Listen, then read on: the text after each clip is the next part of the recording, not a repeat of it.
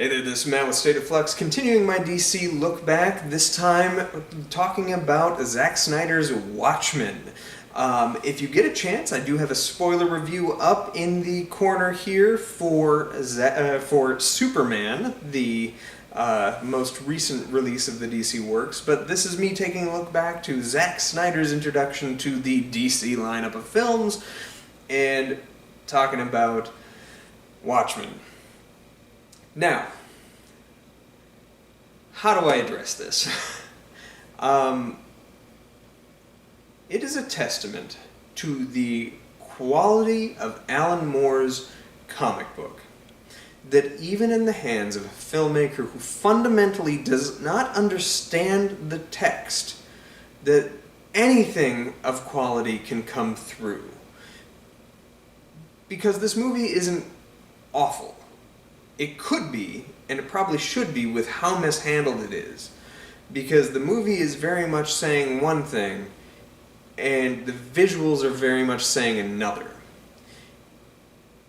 Whoever decided to give the comic book about the de-romanticization of superheroes to a man who shoots action in glorious slow motion to give absolute reverence to every frame of the comic book, to give the work of Alan Moore, who is trying to strip away the heroic element of the superheroes and show them what they would really look like if given a real-world context of how they would look, all of them, like madmen, psychopaths, and pretty pathetic losers.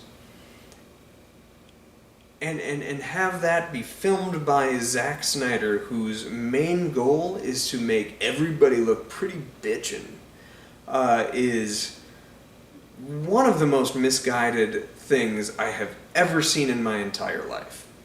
Now, I will admit, the film looks good. There are frames of this film that if paused you could put on canvas and hang up on your wall because they are pure visual art.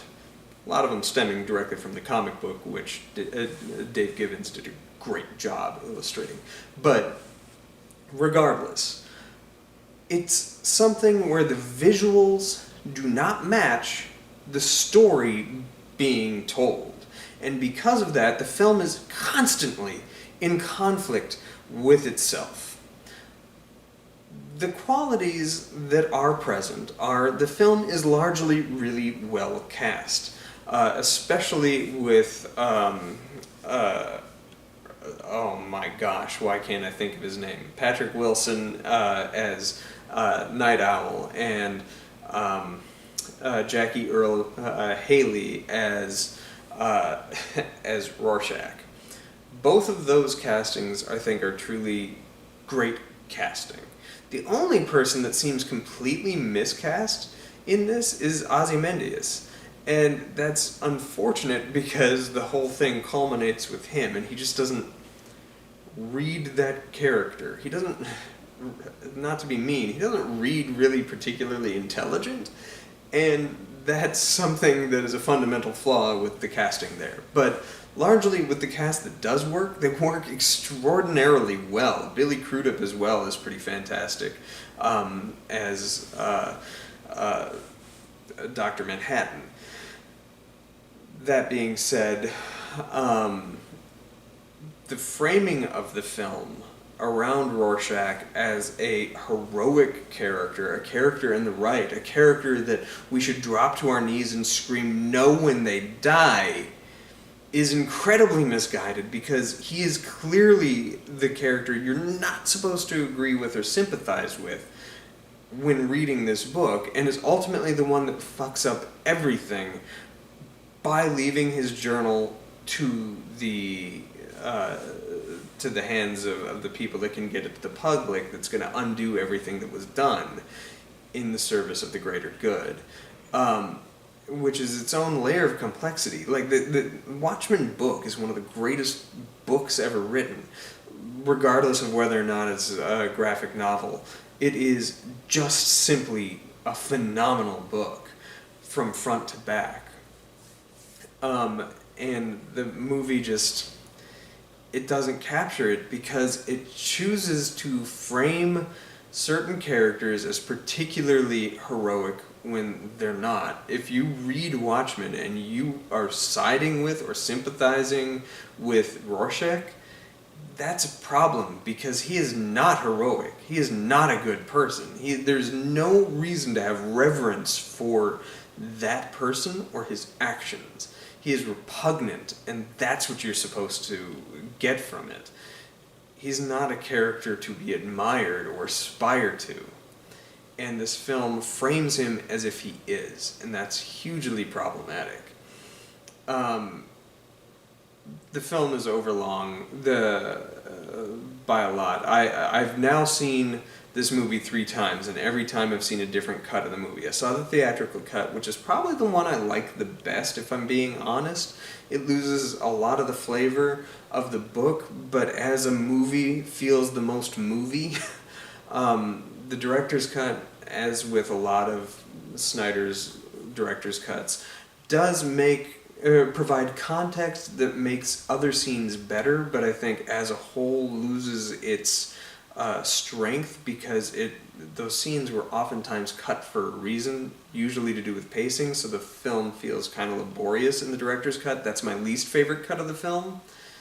Then there's the ultimate cut that includes the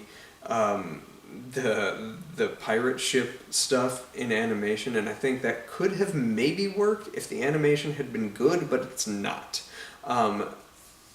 And it also is beautifully illustrative of why mediums are the way they are, because when you're reading a comic and you keep getting interrupted while reading your comic with another person reading a comic that is its own comic with its own interesting and compelling story that you also kind of want to follow, is genius. Especially when it adds, like, layers to the story that you yourself are reading.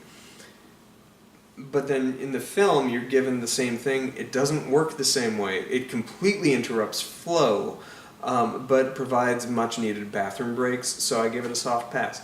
No, more than that, I think I like that element of the ultimate cut of the movie, just so you can use it as a reflective piece to people about the importance of media the way it is and how adaptation is important, and if you're not willing to adapt the medium to another medium and are just beholden to one and trying to plop it in another, it can be kind of disastrous, and I think this is a really good reflection of that. But I've seen it 3 different times now, 3 different cuts. As I say, I think the theatrical cut's the best. But it's a movie that I have, like, a lot of mixed feelings about, because some of the stuff works, especially with regards to the story. The story is so good that I want this to be great. And some of what Zack Snyder is doing visually is great, and he clearly has reverence for what he's putting on film, but the fact that he doesn't understand it makes it that it just keeps bumping into itself, and it's frustrating, if anything. Yet, I do think this movie offers us one of the greatest segments of any superhero movie ever, and that's the opening credits, where you get the glimpse of the alternate history as it progresses and stuff like that, set to Bob Dylan. That is gold. That is fabulous. If for no other reason, I'm glad this movie exists because of that segment. It is perfect. Pitch perfect. No notes. But yeah. So, where am I left with this film? I don't think it's awful.